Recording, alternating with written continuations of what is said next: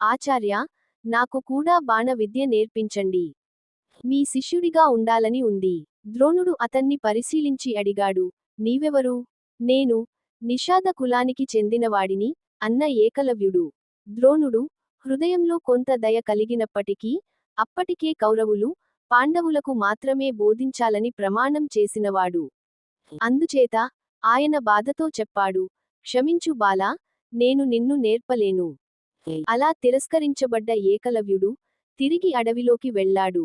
అక్కడ మట్టితో ద్రోణాచార్యుని విగ్రహాన్ని తయారు చేసుకుని, ఈ విగ్రహమే నా గురువు అని నిశ్చయించాడు.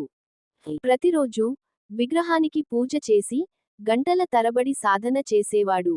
వర్షం, చలి, గాలి ఎలాంటి పరిస్థితుల్లోనూ సాధన ఆపలేదు. క్రమంగా ఏకలవ్యుడి నైపుణ్యం అపారంగా పెరిగింది. కేవలం ధ్వని ఆధారంగా బాణాలు వేయగలిగే స్థాయికి ఎదిగాడు. ఒకరోజు ఒక కుక్క మొరిగి అంతలోనే మౌనమైపోయింది. దానిని గాయపరచకుండా ఏకలవ్యుడు తన బాణాలతో దాని నోరును మూసేశాడు. ఇది చూసి అక్కడ ఉన్న అర్జునుడు, ద్రోణాచార్యుడు ఆశ్చర్యపోయారు.